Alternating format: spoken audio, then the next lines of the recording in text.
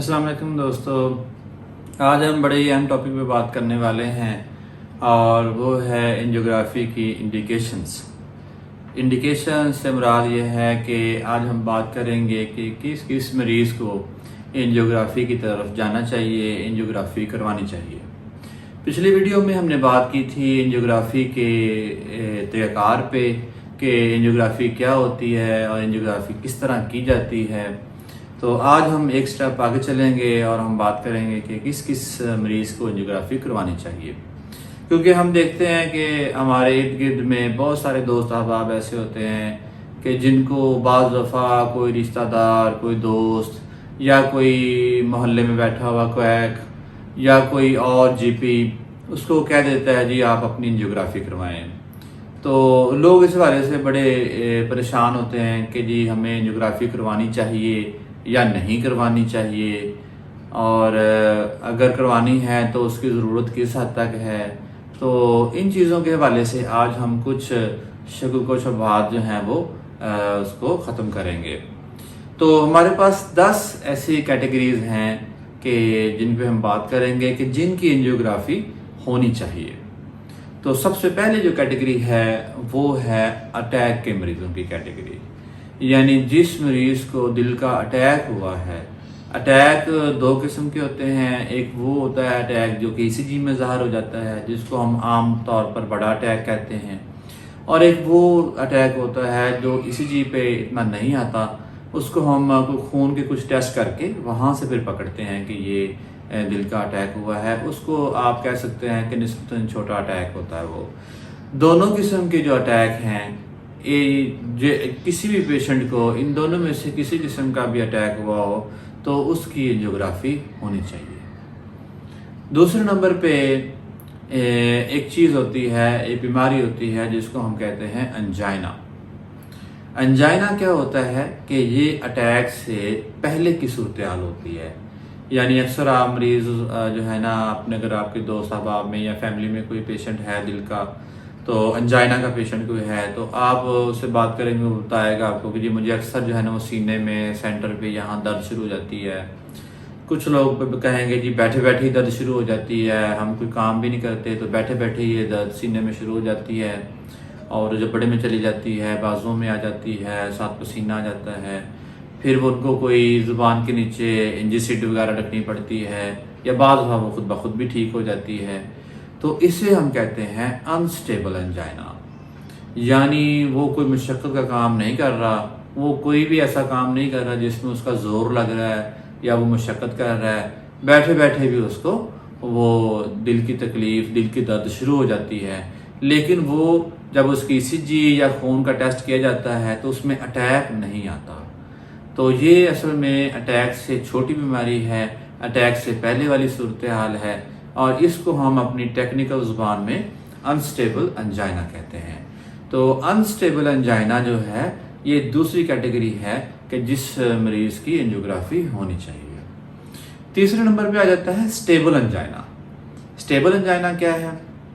कि कुछ मरीज़ आपको बताएंगे या आपसे डिस्कस करेंगे कि डॉक्टर साहब या किसी अपने दोस्त अहबाब से कि जी जब मैं चलता हूँ तो मुझे जो है ना कुछ टाइम चलने के बाद सीने में जकड़न, सीने में यहाँ दर्द या वज़न आना शुरू हो जाता है। फिर जब मैं बैठ जाता हूँ तो मैं ठीक हो जाता हूँ, वो दर्द ख़त्म हो जाती है, जकड़न ख़त्म हो जाती है। या कोई इस तरह काम जिसमें उनका ज़ोर लगता है या वो मशक्क़त करते हैं तो उस सूरत में उनको दोबारा जो है वही दर्द शुरू हो जाती है। जैसे ही वो मशक्क़त को छोड़ते हैं तो वो ठीक हो जाते हैं। तो इसको हम अपनी टेक्निकल ज़ुबान में स्टेबल एंजाइना का नाम देते हैं। तो स्टेबल एंजाइना जो है इसके अंदर आमतौर पर अद्वियात दी जाती हैं, अद्वियात के साथ ही पेशेंट जो है वो ठीक रहते हैं, मरीज़ ठीक रहते हैं। लेकिन कुछ मरीज़ ऐसे होते हैं कि जिनको अद्वियात के इस्तेमाल के बावजूद भी दर्द के अंदर फाका नहीं होता, दर्द उनको रहती है, तो वो उसे हम रिफ्रैक्टरी स्टेबल एंजाइना कहते हैं कि ऐसा एंजाइना जो कि है तो स्टेबल एंजाइना, यानी उसको मुशक्क़त के दौरान ही मसला होता है, चलने के दौरान मसला होता है, वैसे बैठे उसको कोई मसला नहीं है, अनस्टेबल नहीं है वो। तो लेकिन उसका मसला हल नहीं हो रहा, उसकी दर्द ख़त्म नहीं होती है। जब भी वो चलता है उसको दर्द होती है, जब भी वो काम करता है उसको दर्द होती है। तो मेडिसिन इस्तेमाल करने के बावजूद भी تو وہ مریض بیچارہ اسی تکلیف کے اندر مبتلا رہتا ہے، تو اس مریض کی بھی انجیوگرافی ضروری ہو جاتی ہے۔ چوتھے نمبر پہ آ جاتا ہے ایسا مریض جس کا کوئی سٹریس ٹیسٹ ہوا ہو۔ سٹریس ٹیسٹ کیا ہے؟ ہمارے پاس کچھ ایسے مریض آتے ہیں جو ہمیں کہتے ہیں کہ ڈاکٹر صاحب ہمارے سینے میں درد ہے،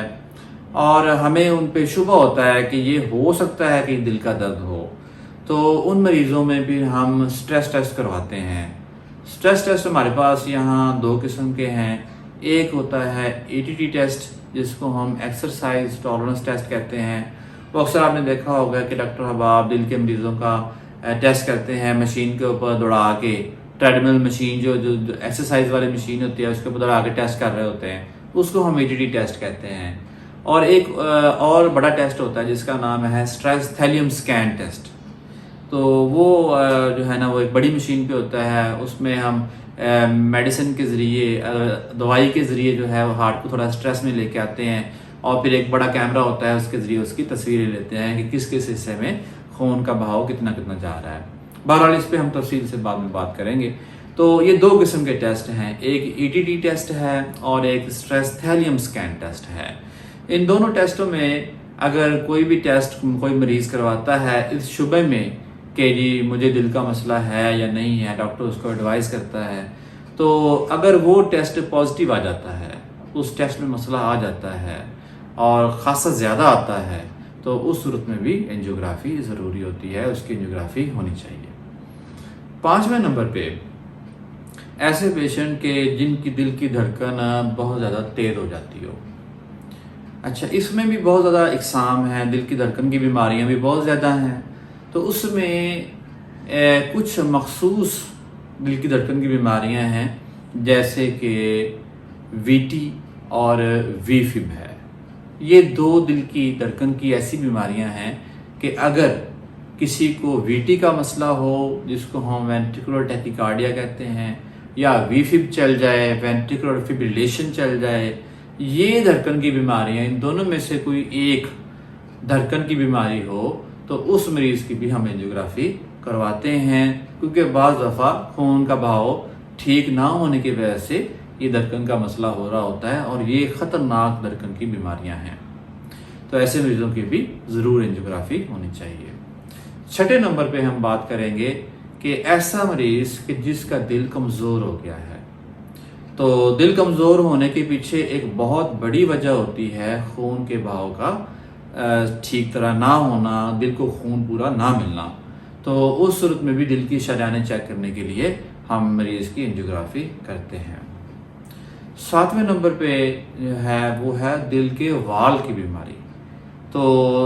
دل کے آپ کو پتہ ہے 4 وال ہوتے ہیں، مائٹرل ویلو ہوتا ہے، ایورٹک ویلو ہوتا ہے، پلمونری ویلو ہوتا ہے، اور ٹرائکسپڈ ویلو ہوتا ہے۔ یہ 4 دل کے وال ہوتے ہیں۔ اگر ان چاروں میں سے کسی ایک وال کی خرابی آ گئی ہے اور ہم نے اس کو چیک کرنا ہے کہ اس کی خرابی کتنی ہے، کس لیول کی ہے،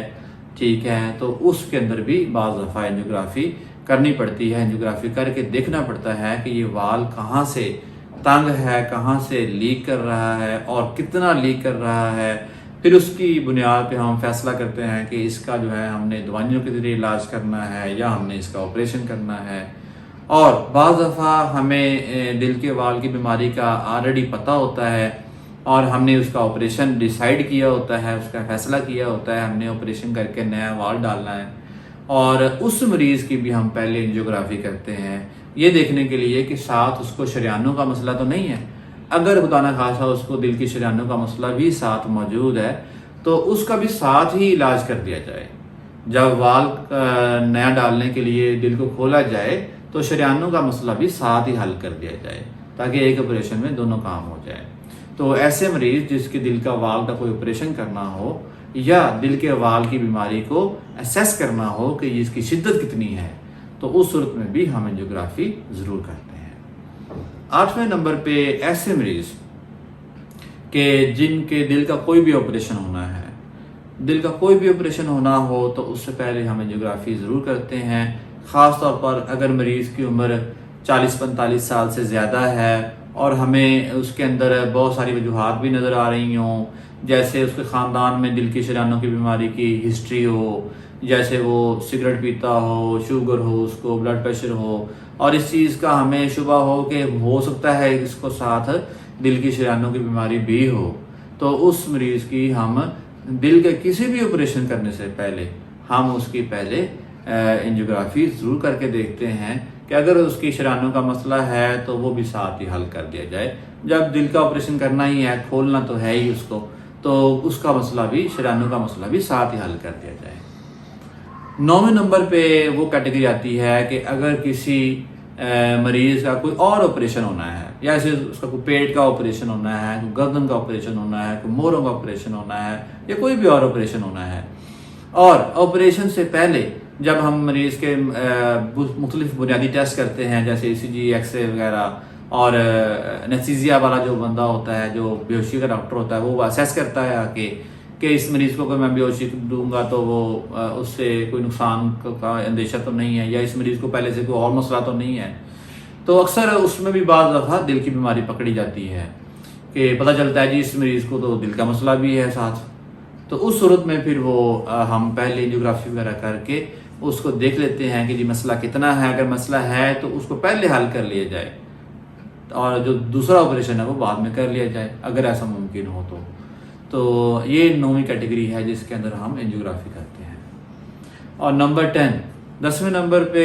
وہ لوگ جن کا ہارٹ ٹرانسپلانٹ ہوا ہوتا ہے، یعنی نیا دل اس کے اندر ٹرانسپلانٹ ہوا ہوتا ہے، جس طرح گردے ہم سے دیکھتے ہیں، گردے ٹرانسپلانٹ ہوتے ہیں، آنکھ ٹرانسپلانٹ ہوتی ہے، جگر ٹرانسپلانٹ ہوتا ہے، اس طرح اب دنیا کے اندر لیور اور کڈنی کے بعد دل کا بھی ٹرانسپلانٹ ہو رہا ہے۔ دل جو ہے وہ نیا ڈل جاتا ہے، نیا دل جو ہے وہ ٹرانسپلانٹ ہو جاتا ہے، اس سے ڈالے گئے جو دل ہے وہ جو ہم نے ٹرانسپلانٹ کیا ہے اس کو بھی ایک خاص عرصے کے بعد اینجیوگرافی کے ذریعے اس کی شریانیں وغیرہ بھی چیک کرنی ہوتی ہیں کہ وہ ٹھیک کام کر رہے ہیں یا نہیں کر رہے ہیں۔ تو یہ 10ویں کیٹیگری ہے جس کے اندر ہم اینجیوگرافی ضرور کرتے ہیں۔ تو دوستو یہ 10 وہ کیٹیگریز ہیں جن کے اندر ہم نے دیکھا کہ اینجیوگرافی ضروری ہے، اینجیوگرافی کرانی چاہیے۔ اگر آپ کو لگے کہ آپ ان میں سے کسی کیٹیگری کے اندر فال کرتے ہیں، ان میں سے کسی کیٹیگری کے مریض ہیں خدا نخواستہ، تو آپ اپنے معالج سے رابطہ کر کے اینجیوگرافی کے لیے ضرور آگے بڑھیں۔ اس کا فائدہ ہے، اس کا کوئی نقصان نہیں ہے،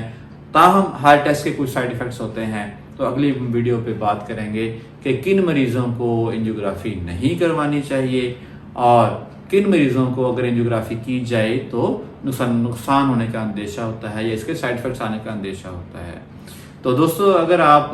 ہمارے چینل پہ نئے ہیں تو ہمارے چینل کو سبسکرائب ضرور کر لیں تاکہ ہمارے آنے والی ہر نئی ویڈیو آپ تک پہنچ سکے، ٹائملی پہنچ سکے۔ تب تک کے لیے خدا حافظ۔